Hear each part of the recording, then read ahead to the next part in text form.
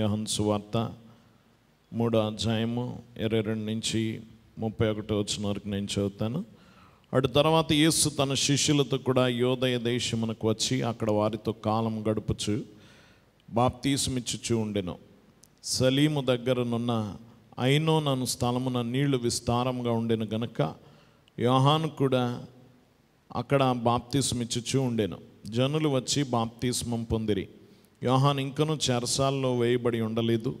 శుద్ధీకరణాచారమును గూర్చి యోహాను శిష్యులకు ఒక యూదునితో వివాదం పుట్టిన కనుక వారు యోహాను నొద్దకు వచ్చి, బోధకుడా, ఎవడు యోర్దానుకు అవతల నీతో కూడా ఉండెనో నీవెవను గూర్చి సాక్ష్యమిచ్చితువో, ఇదిగో ఆయన బాప్తీసమిచ్చుచున్నాడు, అందరూ ఆయన యొద్దకు వచ్చుచున్నారని అతనితో చెప్పిరి. అందుకే యోహాను ఇట్లనెను, తనకు పరలోకము నుండి అనుగ్రహింపబడితేనే గాని ఎవడును ఏమీ పొందనేరడు. నేను క్రీస్తును కాననియు ఆయన కంటే ముందుగా పంపబడిన వాడనే అనియు చెప్పినట్టు మీరే నాకు సాక్షులు. పెండ్లి కుమార్తె గలవాడు పెండ్లి కుమారుడు. అయితే నిలవబడి పెండ్లి కుమారుని స్వరం వినేడి స్నేహితుడు ఆ పెండ్లి కుమారుని స్వరం విని మిక్కిలి సంతోషించును. ఈయన సంతోషము పరిపూర్ణమై ఉన్నది. ఆయన హెచ్చవలసి ఉన్నది, నేను తగ్గవలసి ఉన్నది. ప్రార్థించుకుందాం. మహోన్నతుడా, ఘనుడా, వాక్కైన మా దేవానికి వందనాలు. దేవా, ఈ దినం మేమందరం నీ ఎదుటకు వచ్చి ఉన్నాం. నీ ఆత్మను మా మీద ఆవరింప చేస్తూ ఉన్నావు, నీకు వందనాలు. దేవా, మోషే పలకలు చెక్కి నీ వద్దకు తేగా దాని మీద నీ చేవ్రాతతో రాసిన విధంగా మా హృదయాన్ని సిద్ధపరిచి నీ దగ్గరికి తీసుకొచ్చాం. దీని మీద నీ వాక్యము ద్వారా, నీ ఆత్మ ద్వారా లిఖించుము, ముద్రించుము నీ మాటలు. ప్రతి మాట మా జీవితంలో ఫలింప చేయమని అడుగుచున్నాం. ఏ ఒక్క మాట మా జీవితంలో నుండి తొలగిపోక, ఆ వాక్కు నుండి మేము తొలగిపోక, ఆ వాక్యానుసారంగా బ్రతకగల ధన్యత దయచేయమని యేసునామమును వేడుకొనుచున్నాం తండ్రి. దేవుని సన్నిధిలో ఉన్న ప్రియ విశ్వాసులారా, క్రీస్తు యేసు యొక్క దివ్య దీవెన మనలో ప్రతి ఒక్కరికి ప్రభువును అనుగ్రహించును గాక. ప్రభువుని వెంబడించిన ప్రభు కాలంలో ఇద్దరు యోహానులు మనం చూస్తాం. బాప్తీసమిచ్చి యోహాను, శిష్యుడైన యోహాను. బాప్తీసమిచ్చి యోహాను, శిష్యుడైన యోహాను. ఇంకో రకంగా చెప్పాలంటే ముందు నడిచిన యోహాను, యేసు వెనక నడిచిన యోహాను. ముందు నడిచిన యోహాను మార్గం సరళం చేసినవాడు బాప్తీసమిచ్చి యోహాను. వెనక నడిచినవాడు ఆయన శిష్యుడైన యోహాను. ప్రభు రొమ్ము మీద ఆనుకున్న, ప్రభు ప్రేమించిన శిష్యుడు అని పేరొందిన యోహాను. ఎదురున్నారు. ఇక్కడ చదవబడిన వాక్యము ముందు నడిచిన యోహాను గురించి. ప్రభుకి ముందు నడిచినవాడు, మార్గం సరళం చేసినవాడు. వాక్యం వింటున్న వాళ్ళరా, ప్రభుకి ముందు ప్రాచుర్యములోకి వచ్చినవాడు. ఈ యోహాను క్రొత్త నిబంధనకి పాత నిబంధనకి మధ్యున్న ప్రవక్త అని చెప్పచ్చు. చూడండి, ఇతడు మలాకి వచ్చిన 400 సంవత్సరాలకు వచ్చాడు. ఈ 400 సంవత్సరాలు కూడా ఇశ్రాయేలీలకి ప్రవక్త లేడు. ఎప్పుడు వాళ్ళకి ప్రవక్త ఉంటాడు. దేవుని మాట ఎప్పుడు వారికి వినబడేది. కానీ వారికి ప్రవక్తే లేడు 400 సంవత్సరాల వరకు. దేవుని మాట వారికి వినబడలే. దేవుని మాటలు చెప్పే ప్రవక్తలు లేకుండా పోయారు 400 సంవత్సరాలు. తర్వాత వచ్చినవాడు ఈ యోహాను. ఈ యోహాను ప్రభుకి మార్గం సరళం చేయడానికి వచ్చినవాడిగా పేరొందినవాడు. ఇతడు ప్రభుని పరిచయం చేశాడు ఇశ్రాయేలు జనాంగానికి. అతడు పరిచయం చేసే సమయానికి అతడు చాలా ఉన్నత స్థాయిలో ఉన్నాడు. ప్రభు కంటే గొప్ప, ప్రభు కంటే ముందు ఆ యొక్క ఇశ్రాయేలు దేశం, ఆ యొక్క యూదా జనాంగం మధ్య ప్రవక్తగా ఉన్నతమైన పేరు పొందినవాడు. ప్రభుకి ముందు వచ్చినవాడు కనుక చాలా పోలికలు ఉంటాయి ప్రభుకి కూడా. ఎలాగైతే ప్రభు గురించి ముందుగా ప్రవచింపబడిందో ఈయన గురించి కూడా ముందుగా ప్రవచింపబడింది. ఎలాగైతే ప్రభు పుడతాడని మరియమ్మకు దేవదూత చెప్పిందో, అలాగే ఈ యొక్క యోహాను పుడతాడని కూడా జకర్యాకి దేవదూత చెప్పింది. ప్రభు పుట్టిన తర్వాత ఎలాగైతే వారు పాడారో లేక అనేక మంది ప్రవచించారో, అలాగా ఈయన పుట్టిన తర్వాత కూడా ఆయన తండ్రి ఆయన్ని ఎత్తుకొని ప్రవచించాడు ఆ శిశువు గురించి. చాలా పోలికలు ఇద్దరికి ఉంటాయి. చాలా దగ్గర ఒక 6 నెలల గ్యాప్లో వీరిద్దరు ఉండడం మనం చూస్తాం. ఈయన గురించి చాలా సంగతులు దేవదూత చెప్పింది. అతడు పుట్టింది మొదలు పరిశుద్ధాత్మ పూర్ణుడు, పుట్టింది మొదలు పరిశుద్ధాత్మ పూర్ణుడు. గమనించండి, దేవుని కొరకు నాజీరు చేయబడినవాడు, ప్రత్యేకింపబడినవాడు, ఏలియా ఆత్మ కలిగినవాడు, ప్రభు మార్గము సరళము చేస్తాడు అతడు అని చాలా ఘనంగా ఇతని గురించి చెప్పబడింది. కాబట్టి అతని గురించి అంత ప్రత్యేక ప్రవచనాలు ఉన్నాయి యోహాను గురించి. అయితే చాలా వృద్ధాప్యంలో పుట్టాడు జకర్యా ఎలిజబెత్తులకి. మరి బహుశా అతడు కొంచెం ఎదిగే వరకైనా అతని తల్లిదండ్రులు ఉన్నారో లేదో తెలియదు, కానీ అతడు మాత్రం అరణ్యంలో బ్రతికాడు. ప్రవచించిన విధంగా, దేవదూత చెప్పిన విధంగా అతడు జనావాసాల్లో బ్రతకలేదు, పూర్తిగా అరణ్యంలో బ్రతికాడు. తేనె తింటూ బ్రతికాడు, ద్రాక్షరసం త్రాగలేదు, మిడతలు తిన్నాడు, ఒంటి రోమము కప్పుకున్నాడు. చాలా ఒక రకమైన నాజీరు చేయబడిన జీవితం జీవించాడు. అతడు కొద్ది కాలమే బ్రతికాడు, ఎక్కువ కాలం బ్రతకలే. అతడు ప్రభు కంటే ముందే అతడు హతసాక్షి అయిపోయాడు. అతని తల తీసివేయబడింది కొద్ది సమయమే, కానీ ముందే ప్రభు 30 సంవత్సరాల వయసులో ఆయన సేవలోకి వస్తే దానికి ముందే ఇతడు చాలా ఘనత వహించిన స్థితిలోకి వెళ్ళాడు. ప్రభు అన్ని చోట్ల వెళ్ళి అనేక గ్రామాలు తిరుగుతూ సేవ చేస్తే ఈయన మాత్రం ఎక్కడికి వెళ్ళే, అరణ్యంలోనే ఉన్నాడు. ప్రజలే ఆయన వెతుక్కుంటూ వచ్చారు.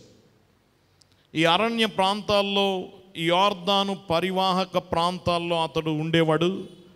అనేక గ్రామాల నుండి, పట్టణాల నుండి ప్రజలు కదిలి వెళ్ళేవారు ఆయన చూడడానికి, ఆయన బోధ వినడానికి, ఆయన ఇచ్చే బాప్తిసం పొందడానికి. విస్తారమైన ప్రజలు ఆయన దగ్గరికి వెళ్ళేవారు. ఎందుకంటే 400 సంవత్సరాల నిశ్శబ్ద కాలము తర్వాత వచ్చిన ప్రవక్త. అతడి బోధ వినడానికి అరణ్యానికి వెళ్ళేవారు. అతడు ఎక్కడికి వచ్చేవాడు కాదు, అరణ్యంలోనే ఉండేవాడు. అక్కడికి వెళ్ళి ఆయన బోధ వినేవారు, అతన్ని వెతుకుతూ వచ్చేవారు. అతడు బోధించేవాడు. విస్తారమైన ప్రజలు, అతనికి ఎంత ప్రజాదరణ ఉందంటే, యేసు ప్రభు ఒకానొక సమయంలో ఆయన శోధిస్తూ ఉంటే ఒక ప్రశ్న అడిగాడు. యోహాను ఇచ్చే బాప్తిసం పైనుండి వచ్చిందా, యోహాను నుండి వచ్చిందా, కింద నుండి వచ్చిందా అన్నాడు. వాళ్ళు ఏం చెప్పలేకపోయారు, జవాబు లేదు వాళ్ళకి. ఎందుకంటే పైనుండి వచ్చిందంటే మీరు ఎందుకు ఒప్పుకోలేదు అంటాడు. లేదు మనుషుల్లో నుండే వచ్చిందంటే వీళ్ళందరూ తిరగబడి కొడతారు. మనుషులందరూ, యూదులందరూ యోహాన్ని ప్రవక్త కింద ఎంచుతున్నారు, గౌరవంగా ఎంచుతున్నారు. అతడు దేవుని దగ్గర నుంచి రాలేదు అని ఒక్క మాట అంటే వీరిని కొడతారని భయంతో నోరెత్తలేదు ఈ పరిసయ్యులు, శాస్త్రులు. అంత భయపడ్డారు యోహాను అంటే. అంత ప్రాచుర్యం, అంత పేరు ప్రఖ్యాతులు సంపాదించుకున్నాడు యోహాను. ఒక్క మాట ఎత్తలే, మాకు తెలియదు అన్నారు అంతే. గమనించండి, అంత ప్రాబల్యం సంపాదించుకున్నాడు యోహాను. ఆయన బోధ చాలా విచిత్రమైన బోధ. అతడు చాలా ప్రత్యేకమైన వాడు. అతడు బోధ ఏమి సున్నితమైన బోధ కాదు. అతడు బోధ ఖండితంగా ఉండేది, హెచ్చరికలతో ఉండేది. గమనించండి, చాలా గట్టిగా తగిలేది ప్రతి వాడికి కూడా. చాలా హెచ్చరికలతో ఆయన బోధ ఉండేది. ఆయన బోధ అంత ఖండితంగా ఉన్న ప్రజలు వినడానికి వచ్చేవారు. అది నిజంగా దేవుని దగ్గర నుంచి వచ్చిన బోధ అని వారికి అర్థమైంది. అతను ఎవరికి కూడా చాలా సున్నితంగా, చాలా మీరు మంచోళ్ళు, చక్కగా వచ్చారు అని పొగడతలేం లేవు ఆయన బోధలో. ఆయన బోధ అంతా కూడా వారి పాపాన్ని ఎత్తి చూపించేవాడు. సర్ప సంతానమా అన్నాడు. ఏంటడా వచ్చి ఏదో పాపం ఆయన వెతుక్కుంటూ వస్తే ఏమంటున్నాడు, సర్ప సంతానమా మీకు బుద్ధి చెప్పినవాడు ఎవడు? ఇదిగో గొడ్డలి చెట్టు వేరున నాటబడింది, జాగ్రత్త, మీరు నరికివేయబడడానికి సిద్ధంగా ఉన్నారు. మీరు అబ్రహాం సంతానం అని చెప్పుకున్నారు, లేదు మీరు సర్ప సంతానం. ఈ రాళ్ళలో నుండి అబ్రహాముకి దేవుడు సంతానం పుట్టించగలడు. వారు ఎందు విషయమైతే అతిశయపడుతున్నారు వాటన్నిటినీ కూడా నేరుగా ఖండించాడు యోహన్న. ఇదిగో ఆయన చేతిలో చాట ఉంది, పొట్టును వేరు చేసినట్టు మిమ్మల్ని అందరినీ వేరు చేస్తున్నాడు అని బోధించేవాడు. ఆయన బోధ అంత ఖండితంగా ఉన్నా వినడానికి వెళ్ళేవారు. మీకు బుద్ధి చెప్పిన వాడెవడు? మారు మనసుకు తగిన ఫలములు ఫలించండి అన్నాడు. మారు మనసు పొందండి, ఎందుకంటే తీర్పు తీర్చే గడియ దగ్గరికి వచ్చింది. మిమ్మల్ని నరికి వేయడానికి గొడ్డలు సిద్ధంగా ఉంది. ఆయన పొట్టి చెరుగుతున్నాడు, మిమ్మల్ని అందరినీ వేరు చేస్తాడు. చాట ఆయన చేతిలో ఉంది అంటున్నాడు. చూడండి, ఇప్పుడు మనము ఒకప్పుడు ఈ యొక్క ధాన్యాన్ని ఎలా దొల్లగొట్టేవారు? చాటతో కదా, దాన్ని చెరిగేవారు. ఆ పొట్టంతా పక్క వెళ్ళిపోయేది, గింజలన్నో పక్క పడేవి. గింజలు బరువైనవి గనక కింద పడేవి, పొట్టంతా గాలికి ఏమయ్యేది? ఎగిరిపోయేది. పనికిరానిది పొట్టు పనికొస్తుందా? పనికిరాని పొట్టు అగ్ని కొరకే. అది దేని కొరకు? పెద్ద పెద్ద లారీలు వెళ్తాయి మనకి, హోటల్స్కి, పొయ్యిల్లోకి, అది అంతా. ఇంక దేనికైనా మనకు వస్తుందా? పొట్టు వేస్ట్ అనమాట. అది పొట్టు అంటే వేస్ట్, కాల్చడానికే. కానీ గట్టి గింజల్ని కొట్టులోకి, పొట్టునేమో పొయ్యిలోకి తీసుకెళ్తాను. కొట్టు అంటే పరలోకం, గట్టి గింజలు. పొట్టు అంటే వేస్ట్ అనమాట. ఇందులో తేలిపోతారు, తేలిపోయేవారు, ఎగిరిపోయేవారు, బరువు లేనివారు, విశ్వాస బరువు లేనివారు, క్రీస్తును ధరించని పొట్టువారు. క్రీస్తు లేని జీవితం, బరువు లేని జీవితం ఎగిరిపోతుంది. ఒకరోజు ఎగిరెగిరి ఎక్కడికి వెళ్ళిపోతుందంటే నరకంలోకి వెళ్ళిపోతుంది. కాల్చడానికి తీసుకొని పోబడుతుంది ఆ పొట్టు. అదే చెప్తున్నాడు, ఇదిగో చాట ఆయన చేతిలో ఉంది, ఎవడు గట్టి గింజలో ఎవడు పొట్టో ఇక్కడ తేలిపోతుంది అన్నాడు. మారు మనసు పొందమన్నాడు. ఖండించడమే కాదు, హెచ్చరించడమే కాదు, వారి దుస్థితిని ఎత్తి చూపించడమే కాదు, మీరు సర్ప సంతానం అని తిట్టడమే కాదు, గమనించండి, వారి పాపాన్ని ఎత్తి చూపించడమే కాదు, దాని నుండి మళ్ళుకోవడానికి అవకాశం ఉందంటున్నాడు. మారు మనసుకు తగిన ఫలములు ఫలించండి. చక్కని పిలిపిది. ఇతడు వచ్చింది మార్గం సరళం చేయడానికి కదా. ఏం చేయడానికి? మార్గం సరళం చేయడానికి. మార్గం సరళం. చూడండి, ఒక ముఖ్యమంత్రి గారు వస్తున్నారు అనుకోండి, ముందు కాన్వాయ్ వెళ్తుంది, పైలట్ వాహనాలు వెళ్తాయి ముందు. పైలట్ వాహనాలు వెళుతుంటే దారి క్లియర్ చేస్తారు వారు, మధ్యలో ఏం అడ్డు రాకూడదు. వెళ్ళే దారిలో అంతటిని సిద్ధపరుస్తారు. దారిలో మనకంటే ట్రాఫిక్ జామ్లు ఉంటాయి, వాళ్ళకి ఏమైనా ఉంటాయా? గమనించండి, చక్కగా దారి అంత విశాలంగా చేసి ఏ ఒక్క బండి కూడా మధ్యలోకి రానివ్వరు, దాన్ని క్లియర్ చేసి పంపిస్తారు. ముందున్న వాహనాలు చాలా ఖచ్చితంగా చూసుకెళ్తాయి. మధ్యలో ఎవరైనా అడ్డున్నారా చూడండి. కొన్ని ఇప్పుడైతే బుల్లెట్ ప్రూఫ్ బాంబ్ డిటెక్టర్స్ తోటి వెళ్తారు. కింద ఏమైనా బాంబులు ఉన్నాయా, ఆ వాహనాలు వెళ్తాయి. ముందే ఏమన్నా కింద బాంబు కానీ పెడితే వాటిని ముందే పసిగడతాయి. గమనించండి, అలాంటి ఆ మార్గమంతా సరళము చేయడానికి ముందు ఎలాగైతే పైలట్ వాహనాలు వెళ్తాయో, యేసు ప్రభుకి ముందు పైలట్ ఈయన ఎవరు? సిద్ధపరుస్తున్నాడు, ప్రజలను రెడీ చేస్తున్నాడు. వాళ్ళ తప్పెత్తి చూపించాడు, మారు మనసు పొందమన్నాడు. మేము మారు మనసు పొందామని ఎవరైనా తీర్మానం చేసుకుంటే బాప్తీసం ఇచ్చాడు. ఏమిచ్చాడు? బాప్తీసం ఇచ్చాడు. మీరు మారు మనసు పొందండి. ఏంటి ఇప్పుడు మారు మనసు పొందితే మేము పరిశుద్ధులం అయిపోతామా? ఇంతకాలం చేసిన పాపం వల్ల మేము పాపులమే కదా అనవచ్చు. కానీ ఇప్పుడు మీకు మంచి అవకాశం వచ్చింది.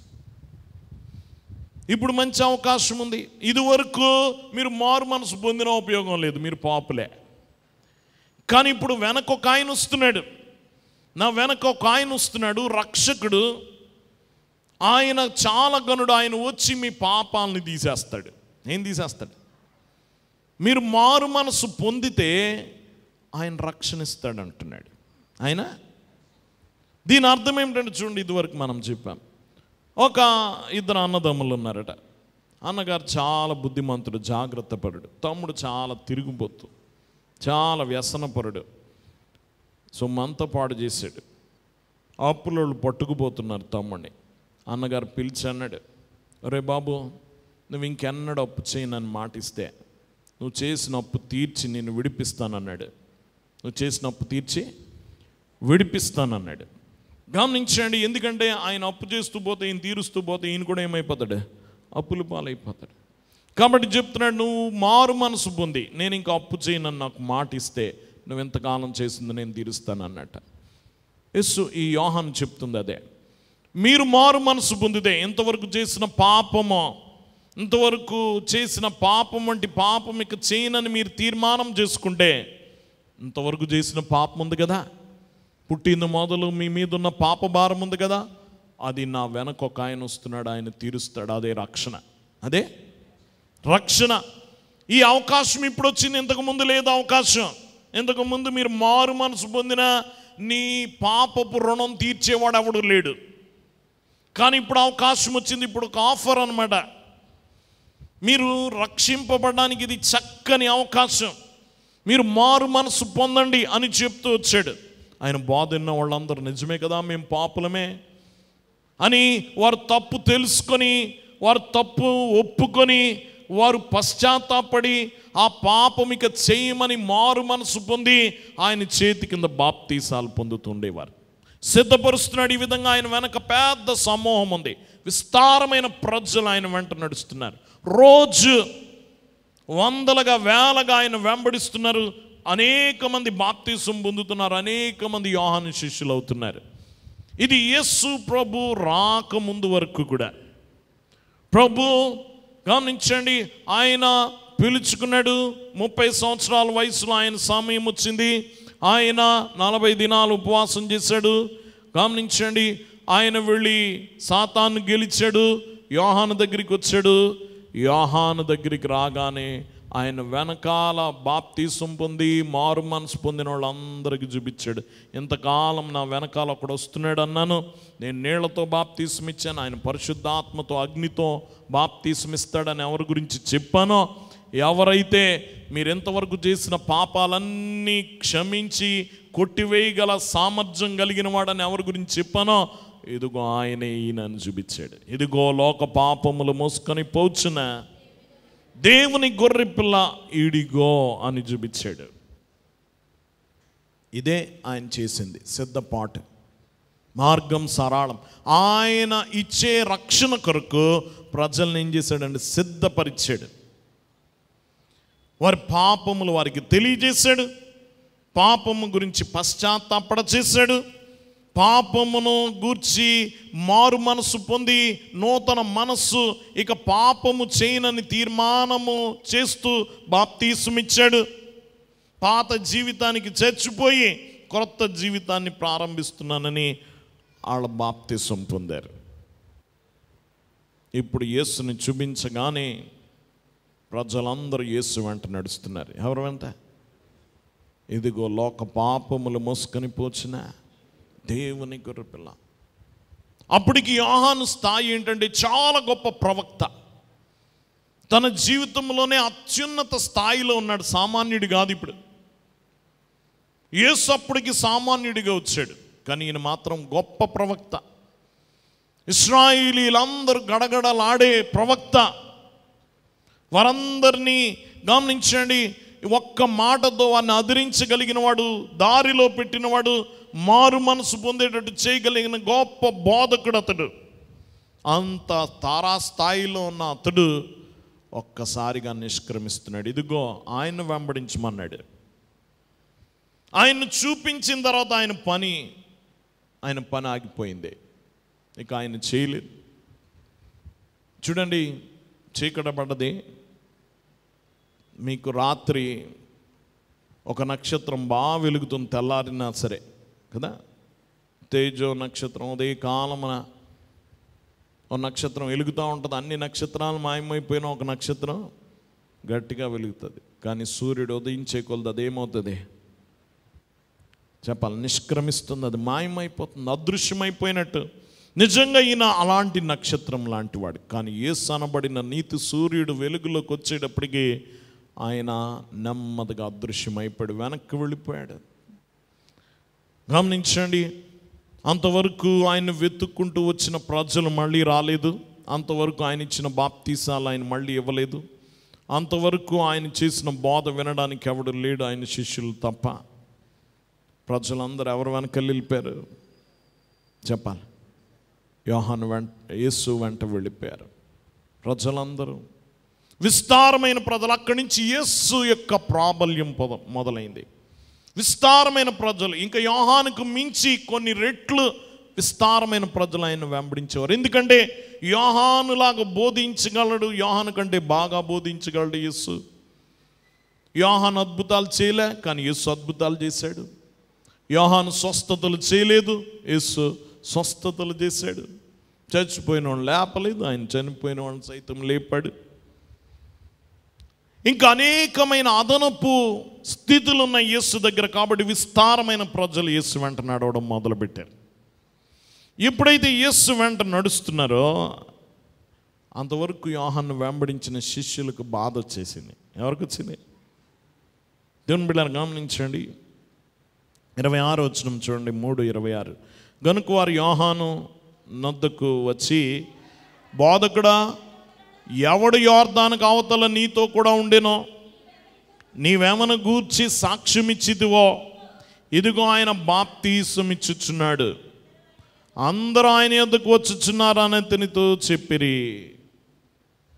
అందరూ ఆయన యొద్దకు వస్తున్నారు. నువ్వెవరి గురించి చెప్పావో, ఎవరినైతే పరిచయం చేసావో, ఎవరి గురించి సాక్ష్యం ఇచ్చావో గమనించండి, ఆయన కూడా బాప్తీసమిస్తున్నాడు నీకులాగా. ఆయన వెంట ప్రజలందరూ వెళ్ళిపోతున్నారు. వీళ్ళకి బాధ వచ్చేసింది. ఎవరికే చెప్పాలి? శిష్యులకి. యోహాన్ గారికి అంత బాధ లేదు, ఎవరికి ఉంది? శిష్యులకి. మాకు తగ్గిపోతుంది ఇప్పుడు వెయిట్. ఇప్పుడు ఆయన వెంట ప్రజలు వెళ్ళిపోతున్నారు. గమనించండి, ఇదిగో మన కాంపిటీషన్ ఇంకా పెరిగిపోతుంది, మనం తగ్గిపోతున్నాం, మనం వెనకబడిపోతున్నాం అని చెప్తున్నారు. ఎవరికే? యోహానుకి. దానికి చక్కని సమాధానం చెప్పాడు చూడండి. అందుకే యోహాను ఇట్లా, నేను తనకు పరలోకము నుండి అనుగ్రహింపబడితేనే కానీ ఎవడు ఏమీ పొందనారడు. ఎక్కడి నుంచి అనుగ్రహింపబడాలట? పరలోకము నుండి అనుగ్రహింపబడితేనే కానీ ఎవడు ఏమీ చేయలేడు. నాకు పరలోకం నుండి వచ్చింది, నేను కొంతసేపు వెలిగాను. ఇప్పుడు సమయం ఎవరిది? ఆయనది. పరలోకము నుండి అనుగ్రహింపబడితే కానీ ఎవరు ఏం చేయలేరు. ఇది నేను సంపాదించిన ఘనత కాదు, ఇది పరలోకం నుండి నాకు ఇవ్వబడింది. పరలోకం నుండి నాకు ఇవ్వబడినది. నేను ఎంతవరకు చేయాలో అంతవరకు చేశాను. ఎంతవరకు దేవుడు నాకు సమయం ఇచ్చాడు అంతవరకు నేను చేయాలి. తర్వాత ఇప్పుడు ఆయనకి ఇచ్చాడు దేవుడు. కింద ఇంకో మాట చెప్తున్నాడు చూడండి, నేను క్రీస్తును కాననియు ఆయన కంటే ముందుగా పంపబడిన వాడనే అనియు చెప్పినట్టు మీరే నాకు సాక్షులు. చాలా స్పష్టంగా చెప్తున్నాడు, నేను ఎవరు కాదు, నేను క్రీస్తును కాదనియు ఆయన కంటే ముందుగా పంపబడిన వాడని అనియు చెప్పినట్టు మీరే నాకు సాక్షులు. నేనేం క్రీస్తునలే, ఆయన ముందుగా చెప్పాడు చూడండి. యోహాను సువార్త 1:19. యోహాను సువార్త 1:10. నీవెవడవని అడుగుటకు యూదులు యెరూషలేము నుండి యాజకులను లేవీయులను యోహాను నొద్దకు పంపినప్పుడు అతడిచ్చిన సాక్ష్యం ఇదే, అతడు ఎరుగుననక ఒప్పుకొనెను, క్రీస్తును కానను ఒప్పుకొనెను. ఎవరు కాదటైనా? నేనెవరు కాదు. వారు వచ్చారు, అందరూ యెరూషలేము నుండి పంపబడ్డారు. నువ్వెవరివి? నేను క్రీస్తును కానన్నాడు. ఏం కాదు. ఇంకా కాగా వారు మరి నీవెవరవు, నువ్వు ఏలియావా అని అడగగా అతడు కానెను. నేనెవను కాదు. ఏలియావా? ఎవరు నువ్వు? ఏలియావా అని. ఎందుకంటే ఆయన ఆరోహణమయ్యాడు, మళ్ళీ ఆరోహణమై వచ్చాడు. చనిపోతే అడిగేవాడు కాదేమో, ఈయన ఆరోహణమయ్యాడు కదా, మళ్ళీ వచ్చాడేమో అని అడుగుతున్నారు. ఎవరు వచ్చిన వారు అడుగుతున్నారు, ఎవరు నువ్వు ఏలియావా అంటే కాదన్నాడట. ఇంకా నీవా ప్రవక్తవా అని అడగగా కానని ఉత్తరం ఇచ్చాను. క్రీస్తువా అంటే క్రీస్తుని కాదన్నాడు. ఏలియావా అంటే కాదన్నాడు. నువ్వు ప్రవక్తవా అంటే నేను కాదన్నాడు. కాబట్టి వారు నీవెవరువు, మమ్మను పంపిన వారికి మేము ఉత్తరం ఇయ్యవలన గనక నిన్ను గురించి నీవే చెప్పుకొనుచున్నావని నీవేమి చెప్పుకొనుచున్నావని అతను అడిగిరి. అందుకు అతడు, ప్రవక్త అయిన యెషయా చెప్పినట్టు నేను ప్రభు త్రోవ సరళం చేడి అని అరణ్యంలో ఎలుగెత్తి చెప్పు ఒక్కని శబ్దమో అని చెప్పాను. ప్రభు త్రోవ సరళము చేడి అని అరణ్యంలో ఎలుగెత్తి చెప్పు ఒకని శబ్దము. నేను మెస్సైను కాను, క్రీస్తును కాను, ఏలియాను కాను, ప్రవక్తను కాదు. మరి నువ్వెవరు? నేను ఒక శబ్దాన్ని అంటున్నాడు. ఏం శబ్దం? ప్రభుతో త్రోవ సరళము చేడి అని అరణ్యంలో ఎలుగెత్తి చెప్పు ఒకని శబ్దము. యోహానికి చాలా స్పష్టత ఉంది తాను ఎవరో చెప్పడానికి కదా. మనం చాలా భ్రమపడిపోతాం. గమనించండి, మనకు దేవుని ఆత్మ లేదు కనుక మనం ఏం చేస్తాం? భ్రమపడిపోతాం. నువ్వు సామాన్యుడు కాదని ఎవడైనా అంటే నిజమేనేమో అని ఫీల్ అయిపోతా. అవతలోడు అన్నది సరిపోద్దా లేదా అని కూడా ఆలోచించాం కదా. నువ్వు రాజు లాంటాడు అన్నాడు. నిజంగా మనకి కోట లేకపోయినా ఏమి లేకపోయినా ఏమైపోతా, రాజు నిజమేనేమో అని ఫీల్ అయిపోతూ ఉంటాం. మనకు స్పష్టత లేదు మనం ఎవరమో. గమనించండి, కానీ ఈయనకి నిజంగా ఎంత గొప్ప, ఈయనేం చిన్న మాటలు అడగలే. నువ్వు క్రీస్తువా? నిజంగా అంత ప్రాబల్యం ఉంది, అంత విస్తారమైన ప్రజలు ఆయన వెంబడిస్తున్నారు. నువ్వు క్రీస్తు అంటే నిజమేనేమో, నేను క్రీస్తునేమో అనుకోలే. ఎందుకంటే ఆయనకి తెలుస్తాను ఎవరో. ప్రవక్తవా? కాదు. ఏలియావా? కాదు. మరి నువ్వెవరివి? నాకు తెలుసు నేను ఎవరు, ఎందుకు వచ్చానో తెలుసు. అరణ్యంలో కేకలు వేయి ఒక శబ్దం, ప్రభు మార్గం సరళం చేయడానికి వచ్చాను నేను. ఎందుకు? ఆయన మార్గం సరళం చేయడమే నా పని, నా బాధ్యత, నా పిలుపు, నా బిరుదు అదే. ఆ పని చేస్తే చాలు, నా పని సంపూర్తయినట్టే. తన గురించి తను స్పష్టత ఉంది. తను ఎవరో తనకు తెలుసు. అతడేం భ్రమపరచబడ్డు, మనకులా మోసపోడు. పరిశుద్ధాత్మ కలిగిన వాడు కదా, చాలా స్పష్టంగా చూస్తాడు. గమనించండి, వాక్యం వింటున్న వాళ్ళరా, అయ్యగారు రాశారు, కన్ను చూడదు కానీ ప్రార్థన చూచు. నీ కన్ను చాలా అబద్ధాలు చెప్తుంది, కానీ ఆత్మనేత్రం నిజం చెప్తుంది. ఏ నేత్రం? ఆత్మనేత్రం. ఆ ఆత్మనేత్రాలు స్పష్టంగా చెప్తాయి. ఆత్మనేత్రాలతో చూసేవాడు భ్రమపడ్డు. మనం భ్రమపడిపోవచ్చు కానీ వాళ్ళు భ్రమపడరు. యోహానుకు అంతా తెలుసు. అతనికి ఆత్మ ముందు నుంచి వరమదే. పుట్టింది మొదలు అతడు పరిశుద్ధాత్మ పూర్ణుడు. పుట్టింది మొదలు పుట్టక ముందు కూడా ఆత్మ ఉంది అతనికి. అందుకనే ఎలిజబెత్ అమ్మ గర్భంలో ఉన్నాడు, మరియమ్మ వచ్చి నుంచుంది. మరియమ్మ గర్భంలో వచ్చిన లోకరక్షకుని చూసి ఈ గర్భంలో గొంతులేసాడట. ఎక్కడ చెప్పాలి? స్కానింగ్ వాళ్ళకి కూడా అంత కనబడదేమో, కానీ ఈ గర్భంలో నుండి అవతల గర్భంలో ఎవరున్నారో చూసి ఇక్కడ ఏం చేశాడు? ఈయన గొంతులు వేశాడు. అంత ఆత్మనేత్రం ఉంది ఈయనకి. అతనికి అన్ని స్పష్టంగా తెలుసు. చూడండి, మనకు చాలా కనబడం. యోహాను ఇదిగో చూడండి, యోహాను బోధ చేస్తున్నాడు. శాస్త్రులు, పరిసయ్యులు, యాజకులు కూర్చున్నారమ్మో. ఆ కాలంలో పరిసయ్యులు, శాస్త్రులు అంటే చాలా గొప్ప అన్నమాట. వాళ్ళు వస్తే అమ్మో అందరు లేచిపోయారు. అమ్మో వాళ్ళు వచ్చారండి అందరు లేచిపోయి కూర్చోబెట్టారు. అందరికి వాళ్ళు చాలా గౌరవప్రదమైన వాళ్ళు కనబడితే ఈయన దృష్టిలో మాత్రం ఎలా ఉన్నారంటే సర్ప సంతానం వీళ్ళు అన్నాడు. ఎవరంట? వాళ్ళందరూ అంత గౌరవిస్తుంటే ఈయన కంటికి అంతరంగాన్ని చూసేస్తున్నాడు. వీళ్ళ అబ్రహాం సంతానం కాదు, వీళ్ళెవరు? సర్ప సంతానం. ఇది మరి అఫీషియల్గా ఉంది కానీ తెలుగులో, కరెక్ట్ తెలుగులో చెప్పడం పాము పిల్లలు అన్నాడు. ఏంటట? చాలా భయంకరమైన మాట. సర్ప సంతానం అన్నాడు. ఎందుకంటే ఆయన కంటికి కనబడుతుంది అది. యేసు ప్రభు వచ్చాడు, సామాన్యుడిగా ఉన్నాడు, అందరితో పాటు ఆయన కూడా వచ్చాడని అందరూ చూస్తున్నారు. కానీ ఆయన దృష్టికి ఎలా కనబడుతుంది తెలుసా? ఇదిగో లోక పాపములు మోసుకొని పోచున్న దేవుని గొర్రెపిల్ల అన్నాడు. ఎవరటైనా లోక పాపములు మోసుకొని పోయి దేవుని గొర్రెపిల్ల. వీళ్ళందరికీ మనిషే కనబడుతున్నాడు, కానీ ఆయనకి గొర్రెపిల్ల కనబడుతుంది.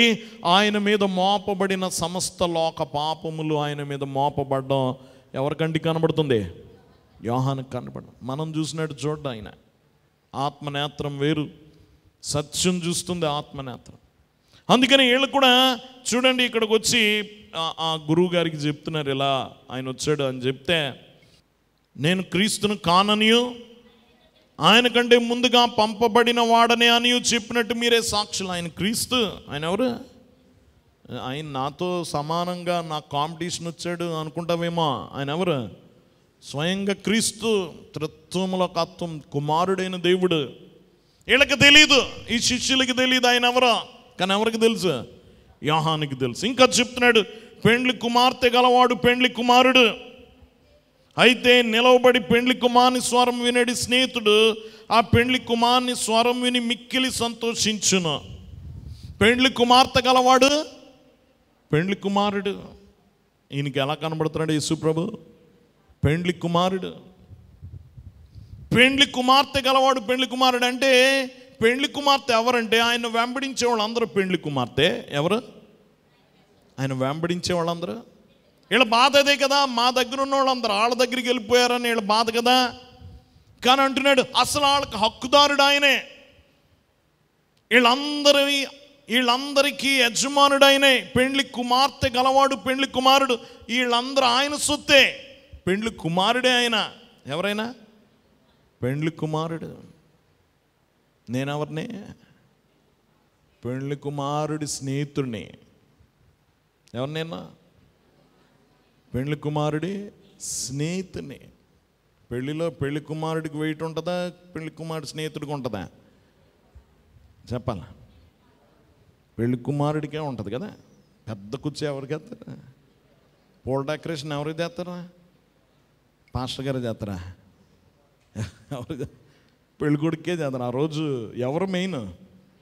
పెళ్లి కుమారుడు, పెళ్లి కుమార్తె. పెండ్లి కుమారుడు అసలు మొత్తం అంతటికి అతడే ముఖ్యం. పెండ్లి కుమారుడు, పెండ్లి కుమార్తె గలవాడు పెండ్లి కుమారుడు. ఆయన సొత్తు పెండ్లి కుమారుడు.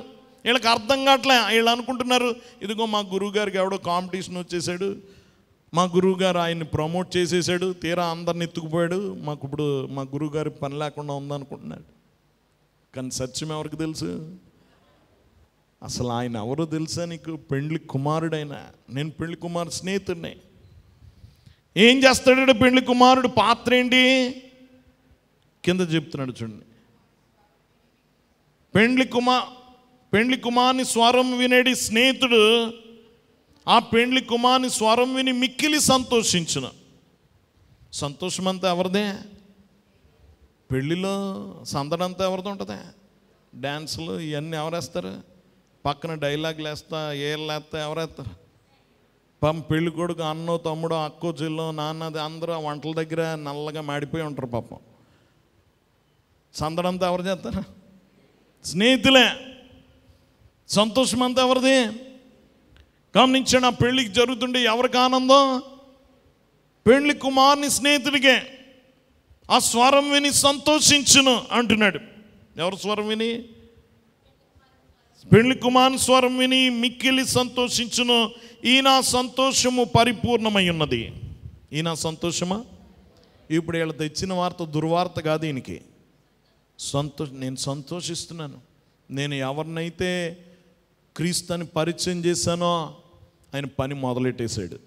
ఆయన వెంట ప్రజలు వెళ్ళిపోతున్నారు. ఆయన బాప్తిస్మం ఇస్తున్నాడు, బోధ చేస్తున్నాడు, అద్భుతాలు చేస్తున్నాడు. ఆయన పని మొదలు పెట్టేశాడు. ఇంక ఈయనకి ఏమొచ్చింది? సంతోషమా. ఆయన గురించి వింటున్నాడు, ఆనందం. చూడండి, ఒకానొక సమయంలో ఈ వెలుగులో ఉండి యేసుని ఎత్తి చూపించాడు, చీకట్లోకి వెళ్ళి అనుమానించాడు. చెరసాల్లో వేసిన తర్వాత రాబోవాడు నీవేనా? మేము ఎవరికైనా ఎదురు చూడాలా? వెలుగులో ఉన్నప్పుడు యేసు కనబడ్డాడు. ఎందులోకి వెళ్ళిపోయాడు? ఇప్పుడు చీకట్లో వేయబడ్డాడు, చెరసాల్లో ఉన్నాడు. అప్పుడు అనుమానం వచ్చింది, రాబోవాడు నీవేనా అని కబురు పెట్టాడు. ప్రభు చూపించాడు, ఇదిగో చూడు, గ్రుడ్డివారు చూస్తున్నారు, కుంటివారు నడుస్తున్నారు, పేదలకు సువార్త వినబడుతుంది. వెళ్ళి చెప్పు, మీరేం చూసారో చెప్పండి అన్నాడు. దేవుని బిడ్డలారా గమనించండి, ఇదిగో ఆయన పని మొదలు పెట్టాడని చెప్తున్నాడు అతనికి. వాక్యం వింటున్న వాళ్ళరా ఘనంగా ప్రభువుని చూపెడుతున్నాడు. ఎంత మాత్రం అసూయ పడలేదు. అసూయ ఉందా? ఏం అసూయ లేదు. నిజంగా బైబిల్ గ్రంథంలో అసూయ లేని పాత్ర, అసూయ లేని ప్రత్యేకమైన పాత్ర యోహానుదే. బైబిల్లో చాలామంది అసూయ పరులు ఉంటారు. ఏశావు యాకోబు మీద కోపంతో ఉన్నాడు. యోసేపు మీద అన్నలు అసూయపడ్డారు. అసూయపడ్డారు లేదా? చెప్పాలి, అసూయపడ్డారు. గమనించండి, తప్పిపోయిన కుమారుడి మీద తిరిగి వచ్చి విందు చేసినందుకు అన్న ఏం చేశాడు? అసూయపడ్డాడు. దావీదు మీద సౌలు అసూయపడ్డా?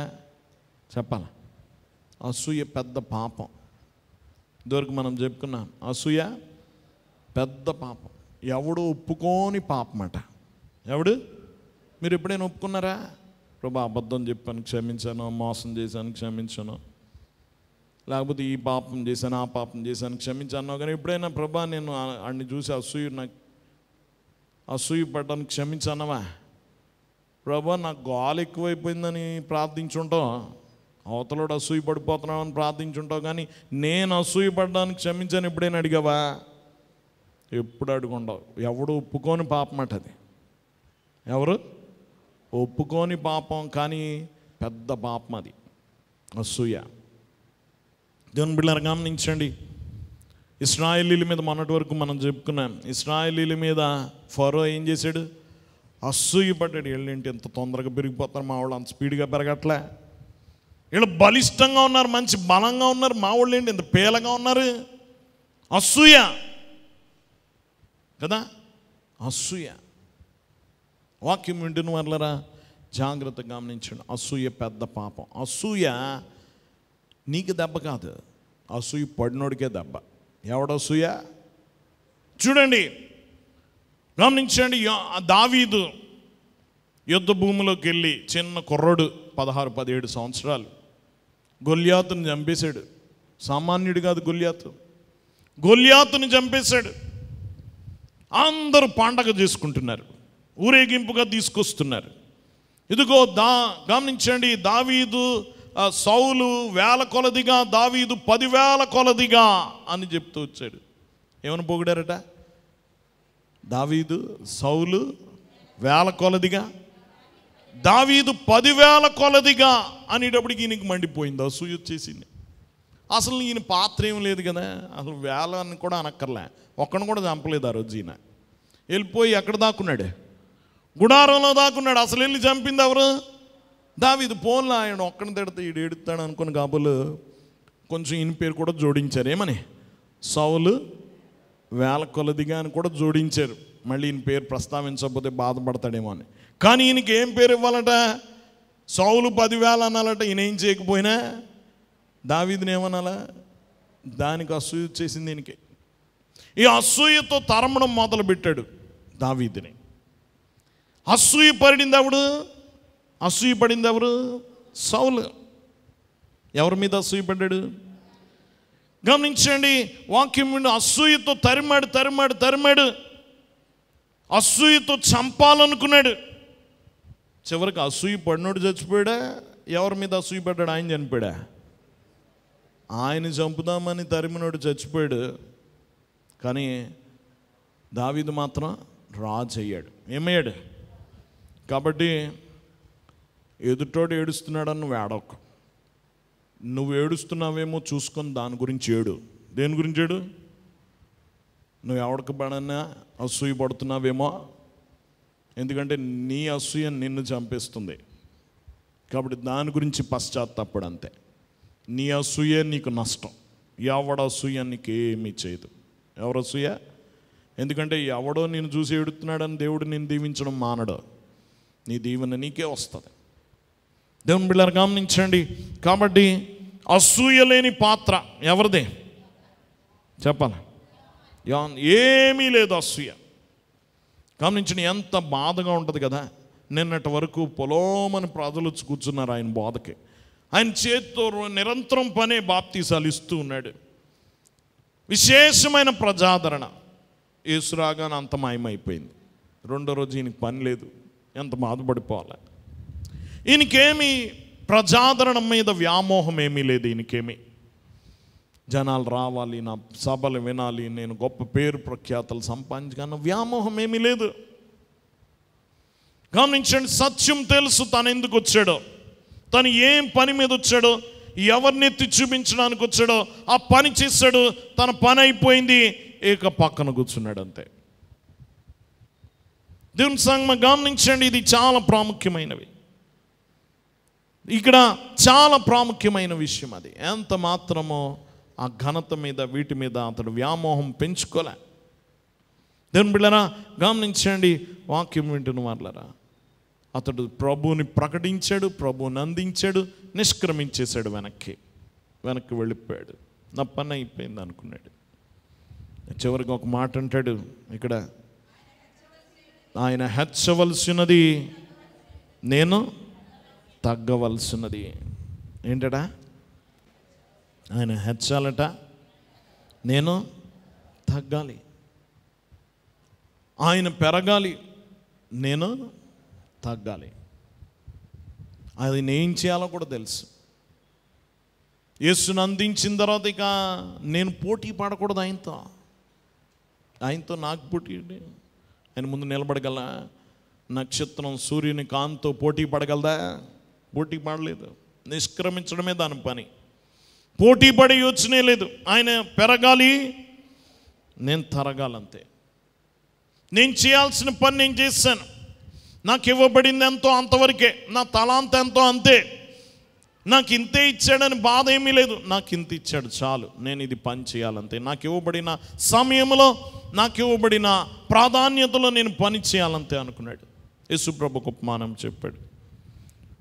ఒక యజమానుడు ఒకడికి 5 ఇచ్చాడట తలాంతులు, ఒకడికి 2 ఇచ్చాడట, ఒకడికి 1 ఇచ్చాడట. 5 ఇచ్చినవాడు చక్కగా పనిచేశాడు. తనకిచ్చిన 5లో 5 సంపాదించాడు. 2 ఇచ్చినవాడు, అయ్యో ఆడికి 5 ఇచ్చాడు, నాకు 2 ఇచ్చాడు అని బాధపడలే. ఈ రెండిట్లో నా సామర్థ్యం కొలది నా యజమాని నాకు ఎంత ఇచ్చాడు, ఆడి సామర్థ్యం కొలది ఆడికి అంత ఇచ్చాడు. నేను నాకు ఇవ్వబడిన దాంట్లో నేను నమ్మకంగా పనిచేయాలనుకొని 2కు 2 సంపాదించాడు. 1 ఇచ్చినవాడు చాలా ఫీల్ అయిపోయాడట. ఎవరికే? 1 ఇచ్చినవాడు, ఆడికి 5 ఇచ్చాడు, వీడికి 2 ఇచ్చాడు, నాకు 1 ఇచ్చాడు, తీసుకెళ్ళి దాచిపెట్టాడట. దేవుని బిడ్డలారా గమనించండి, అతన్ని చూసి తిట్టాడు, సోమరివైన చెడ్డదాసుడా, నీకు ఇవ్వబడింది ఇంకెవడికన్నా ఇవ్వపోయావా? వడ్డీ అన్న వచ్చును, నువ్వు చేయలేదు కదా అని తిట్టాడు. దేవుని బిడ్డలారా చాలామంది ఇలా ఫీల్ అయిపోతూ ఉంటారు. నేను ఆ స్థాయిలో ఉంటేనా ఇంకేమో చేద్దును అంటాడు. ముందు నువ్వు ఉన్న చోట నమ్మకంగా ఉండు. ఈ 5 తలాంతులు 5 సంపాదించిన వాడిని అన్నాడు, నిన్ను ఇంకా ఉన్నతమైన దాని మీద పెడతాను అన్నాడు. 2 తలాంతులు ఇచ్చినవాడు 2 సంపాదిస్తే ఇంకా ఎక్కువైన దాని మీద పెడతాను అన్నాడు. నా నుంచి నీ 1 ఇచ్చినవాడు సరిగ్గా చేయలేదు, 1 కూడా లాక్కున్నాడు. దేవుని వాక్యం వింటున్న వాళ్ళరా, నువ్వు ఇవ్వబడిన పాత్ర ఎంతో అక్కడ సరిగ్గా పనిచేయి. నాకు అది ఇవ్వలేదు, ఇది ఇవ్వలేదు, ఎక్కడ పాత్ర పని చేయాలి. దేవుని బిడ్డరా, ఎవరికి ఏ పాత్రలు ఉంటే అక్కడ ఆ పని చేయాలి, నమ్మకంగా పని చేయాలి. గమనించండి, నువ్వు నమ్మకంగా ఉంటే దేవుడు హెచ్చిస్తాడు.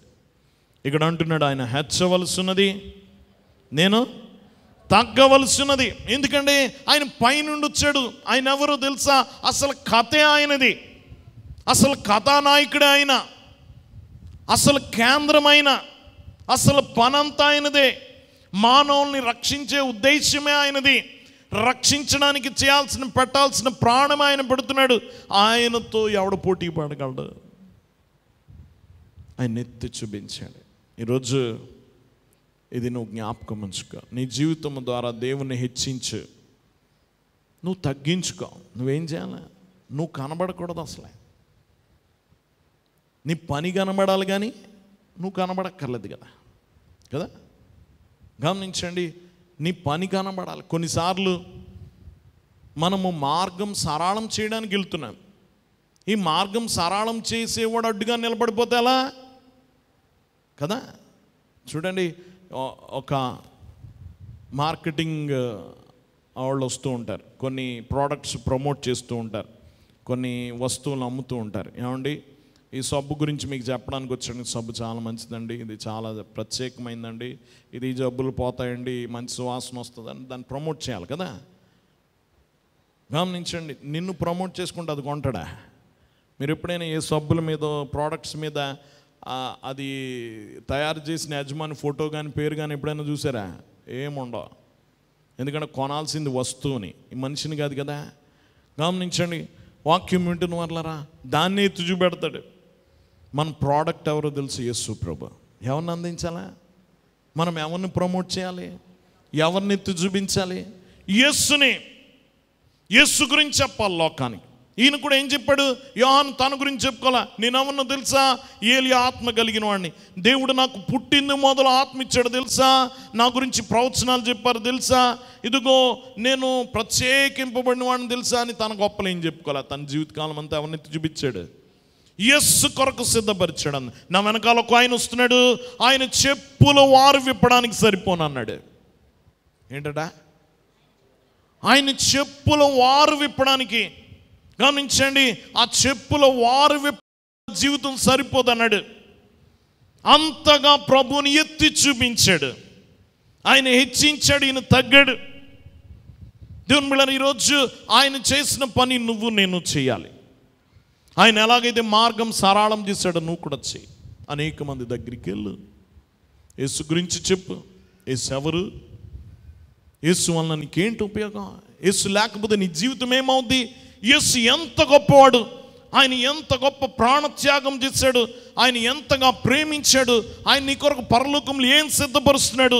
ఆయన నమ్ముకోకపోతే నీ జీవితం ఏమైపోద్ది? నువ్వు చెప్పాలి. యేసుని వారు స్వీకరించడానికి వారిని సిద్ధపరచాలి. యోహానులాగా మార్గం సరళం చేయాలి. యేసుకు వారిని అందించాలి, యేసును వారికి అందించాలి. యేసుని పరిచయం చేశాడు. ఇదిగో ఇదిగో లోక పాపములు మోసుకొని పోచున్న దేవుని గొర్రెపిల్ల. నా వెనక నడిస్తే నీ పాపాలు నేను మోయలేను, నా వల్ల కాదు, నా పాపం నేనే మోయలేను. మనందరి పాపాలు మోసుకెళ్ళే గొర్రెపిల్ల అని చూపించాడు. ఆయన వెంట వెళితే మీ పాపం పోతుంది, నా వెంట వస్తే ఏమొస్తుంది? ఎంత చక్కగా అందించాడు యేసుని. నువ్వు అందించావా ఎవరికైనా యేసుని పరిచయం చేసావు? మార్గం సరళం చేసావా? ఆయన అందించావా ఎవరికైనా? దేవుని బిడ్డలారా, ఈరోజు యేసును అందించే పనిలో నువ్వు కనబడక్కర్లే. నువ్వు కనబడక్కర్లే. యేసు సువార్తిది. యేసునెత్తి చూపించి యేసును అందించు. ఆయన ఇదిగో ఆయన పెట్టాడు ప్రాణం వారి కొరకు. ఆయన ప్రేమించాడు, ఆయన సిద్ధపరుస్తున్నాడు పరలోకములో. మన విజ్ఞాపనకర్త ఆయన, అన్నీ చేసేది ఆయన. నీ ఫోటోతో ఏం పని కదా? నీ ఫోటోతో ఏంటి పని? వాళ్ళకే నువ్వేమన్నా చేయగలవా? అందులో ఆయన చేసిన దాంట్లో రవ్వంతైనా చేయగలవా? నువ్వు చేసేది ఏమీ లేదు. ఈరోజు చాలామంది యేసు సువార్త సభలో ఫోటోలు మాత్రం యేసు ప్రభు ఉంటాయి. ఎవరే ఉంటాయి వీళ్ళ ఫోటోలు. ఏం చేయాలి? వీళ్ళు ఏమన్నా రక్షిస్తారా? స్వస్థపరుస్తారా? ఎవరు బాగు చేయాలా? మళ్ళీ యేసే బాగు చేయాలి. నీ పని లేదు నీకేమీ. నువ్వు నీ పని కనబడాలి కానీ నువ్వు కనబడాల్సిన పని లేదు. ఆయన హెచ్చాలి, నువ్వు తగ్గాలి. నువ్వు ఆయన ఎత్తి చూపించు, ఆయన అందించే లోకానికి. ఆయన ద్వారా వారు రక్షింపబడతారు. దేవుని సంగమా గమనించండి, పైనుండి వచ్చాడు ఆయన, సామాన్యుడు కాదు. ఈయనకి అంత స్పష్టంగా తెలుసు, ఈయనేం మోసపోలే. ఈ శిష్యులు వచ్చి ఏదో రెచ్చగొట్టారు, నిజమేనేమో అనుకోలే. ఎందుకంటే తెలుసు, చాలా స్పష్టంగా చెప్పాడు శిష్యులకి. ఆయన ఎవరో తెలుసా? పైనుండి వచ్చినవాడు. ఆయన ఎవరో తెలుసా? పెండ్లి కుమారుడు. నేను పెండ్లి కుమారుని చేతిని పక్కన నిలబడి చూడడమే నా పని. అసలు పని అంతా ఆయనదే. ఈ కథలో నేను కాదు హీరో, ఆయన. ఎవరు హీరో చెప్పాలా? బైబిల్ గ్రంథానికి హీరో ఎవరు? ఇదో కథ తెలుసా మీకు? ఇదివరకు చెప్పాను.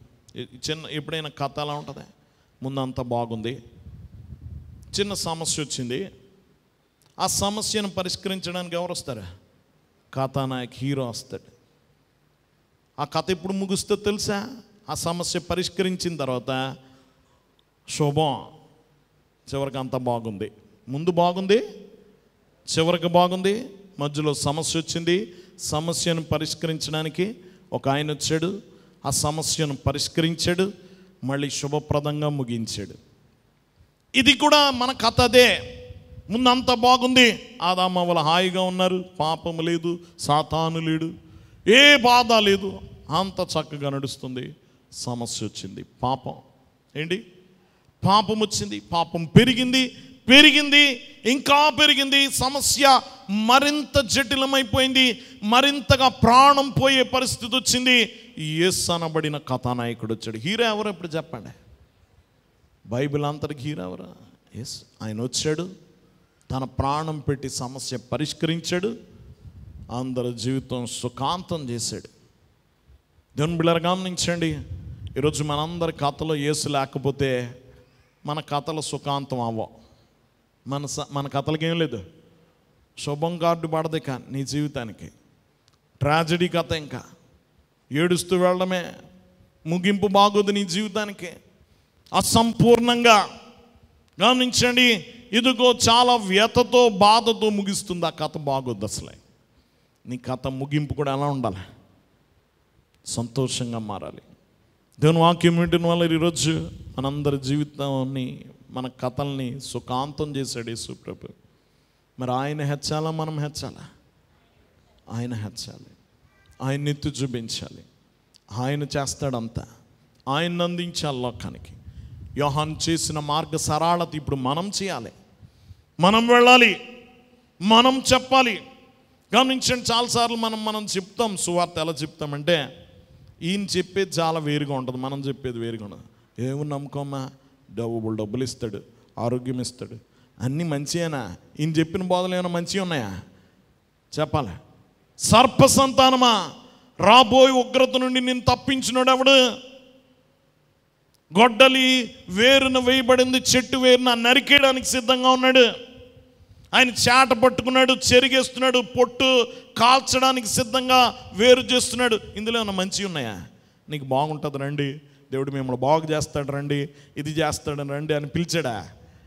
గమనించండి, మనం చాలాసార్లు అవి చెప్తున్నాం, కానీ అది కూడా చెప్పాలనుకోండి, కానీ దానికి మించి శ్రమ.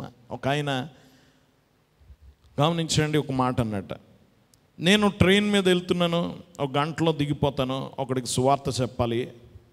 ఆ గంటలో 30 గంట నరకం గురించే చెప్తాను, 1/2 గంట పరలోకం గురించి చెప్తాను అన్నట్టు. ఎంతసేపు? 30 గంట నరకం గురించి చెప్తాను. ఈ లోకానికి తెలియదు నరకం ఏంటో, నరకం ఏంటో తెలీదు. మనకు తెలుసు బాగా. మాకు తెలుసండి, మేము వెళ్ళొచ్చామేంటండి అంటారేమో. బైబిల్లో మనం చూస్తున్నాం, ధనవంతుడు ఎక్కడికి వెళ్ళాడు? నరకానికి వెళ్ళాడు. అలా ఉంది అతని పరిస్థితి. దప్పికతో చచ్చిపోతున్నాడు, నెమ్మది లేదు. అయ్యో మా వాళ్ళు ఎక్కడికే వచ్చేస్తాను నేను చోటికి, ఇదో బాధతో తల్లడిల్లిపోతున్నాడు. ఇంకో పెద్ద బాధ ఏంటంటే, అంతవరకు నా కాళ్ళ దగ్గర పడున్నాడు, వెళ్ళి అక్కడ కూర్చున్నాడు. పెద్ద బాధ అది కదా. అప్పటి వరకు ఎక్కడున్నాడు? నేను విసిరేసిన రొట్టె ముక్కలు తినేవాడు, నేను తినేసిన ఎంగిలి మెతుకులు తినేవాడు, ఇప్పుడు వెళ్ళి అక్కడ కూర్చున్నాడు. ఇది ఇంకా బాధ కదా, అది ఇంకా నరకం అన్నమాట. గమనించిన, అతడు వెళ్ళి అబ్రహాము రొమ్మును అనుకున్నాడు, నేను ఇక్కడికి వచ్చి పడ్డాను, అయ్యో నా దుస్థితి ఏంటని ఏడుస్తున్నాడు. నీరు లేదు, కాలిపోతున్నాడు. గమనించండి, దప్పికతో ఒక్క చుక్క, ఇదిగో ఆ లాజర్ని రమ్మను, ఒక చిటికి నీళ్ళతో ఒక్క చుక్క నా నాలుక మీ మీద వేయమని ఏడుస్తున్నాడు. అంత బాధ. అక్కడ చీకటి ఉంది, పరలోకంలో రాత్రి లేదు, ఎప్పుడు వెలిగే. ఇక్కడ దప్పికుంది, అక్కడ జీవజల నది ఉంది. పరలోకంలో ఏముంది? జీవజల నది ఉంది. గమనించండి, ఇక్కడ ఏడుస్తున్నా పట్టించుకునేవాడు లేడు. ఇతని ప్రార్థనకి జవాబులు లేవు. పరలోకంలో నేరుగా ప్రభుతోటే కూర్చున్నా.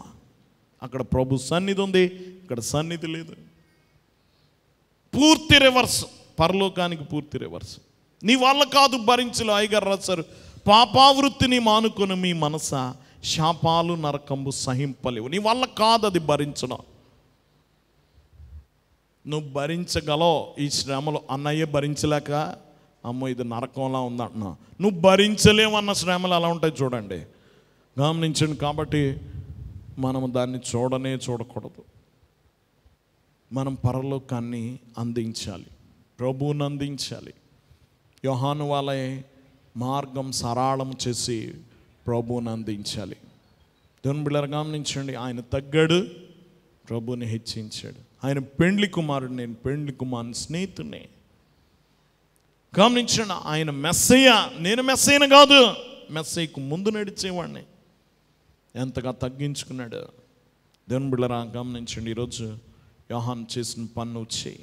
తగ్గించుకో, ప్రభువుని ఎత్తి చూపించు, ఆయన మహింపరచు, ఆయన గణపరచు. నీకు అక్కడ గణపరుస్తాడు. నేను ఎక్కడొద్దు, ఎక్కడ కోరుకుంటే అక్కడ లేదు. ఇక నీకు ఇక్కడ ఘనతలు, ఇక్కడ గుర్తింపు కోరుకున్నావా, నీకు అక్కడ గుర్తింపు లేదు, ఘనత లేదు. కింద పొందుకున్నావుగా, ఇంక అక్కర్లేదు అంటాడు. ఇక అక్కడ కావాలంటే ఇక్కడ అస్సలు కోరుకో. ఎవడన్నా పొగుడుతున్నా నోరు మూసే. ఎందుకు తెలుసా? నువ్వు ఇక్కడ పొగుడా ఉంటే అక్కడ నన్ను పొగడ్డు ఆయన, ఇక్కడ నన్ను గుర్తించాడు, అక్కడ నన్ను గుర్తించిన ఆయన. నాకు ఏదైనా అక్కడే, ఎక్కడ పరలోకంలో, ఇక్కడ ఏమొద్దు చెప్పు. దేవుని బిడ్డలారా గమనించండి, ఈరోజు ప్రభువుని ఎత్తి చూపించాడు యోహాను. తను ఘనంగా వెలిగాడు, కానీ తన సమయం వచ్చినప్పుడు వెనక్కి తగ్గిపోయాడు. ప్రభువుని ఎత్తి చూపించాడు, తను వెనక్కి తగ్గిపోయాడు, నిష్క్రమించేశాడు, వెనక్కి తగ్గిపోయాడు. దేవుని సంఘం ఈరోజు ప్రభు సన్నిధిలో ఉన్నాం. ప్రభువుని ఎత్తి చూపెడదాం, మార్గం సరళం చేద్దాం, ప్రభువుని అందిద్దాం. ఇది మన బాధ్యత, ఇది మన పని. యోహాను పనే అది. యోహాను భూమి మీదకి రావడానికి గల కారణమే అది. ఈరోజు నీ పని, నా పని అది. ప్రభుని అందించాలి, ప్రభు కొరకు ఆత్మలను సిద్ధపరచాలి. ప్రభు యొక్క ఆవశ్యకత, ప్రభు యొక్క అవసరత, ప్రభు లేని వారి గమనించే భయంకరమైన జీవితము వారికి చూపించి ప్రభుని స్వీకరించేటట్టు చేసి వారిని పరలోక వాస్తవులుగా చేయాల్సిన బాధ్యత మనకుంది. అలాంటి ధన్యత ప్రభు మనల్లరికి అనుగ్రహించును గాక. ఆమేన్. మోకరించుకుందాం. మహోన్నతుడా, సర్వోన్నతుడా, ఘనుడానికి వందనాలు. ఈ దినం నీ వాక్యంలో నుండి, బాప్తిస్మిచ్చి యోహాను యొక్క కథలో నుండి అనేక సంగతులు మాకు బోధించావు ప్రభా. నీకు వందనాలు. విన్న వాక్యం అందరి జీవితంలో ఫలింపచే మేము యోహాను వలె, యోహాను స్వభావం కలిగి దేవా నిన్ను హెచ్చించి మేము తగ్గి నీ పని చేసి దేవా నిన్ను అనేకులకి పరిచయం చేసి దేవా నీ యొక్క అక్కర వారికి తెలియజేసి వారి దుస్థితి, నువ్వు లేని వారి జీవితాన్ని వారికి చూపించి వారిని హెచ్చరించి వారిని గద్దించి దేవా నిన్ను అందించి వారి దుస్థితిని దేవా సద్గతిగా మార్చగల ధన్యత దయచేయమని మా కొరకు రక్షకుడిగా వేయించేసిన యేసు నామమును వేడుకొనుచున్నాం తండ్రి. ఆమేన్.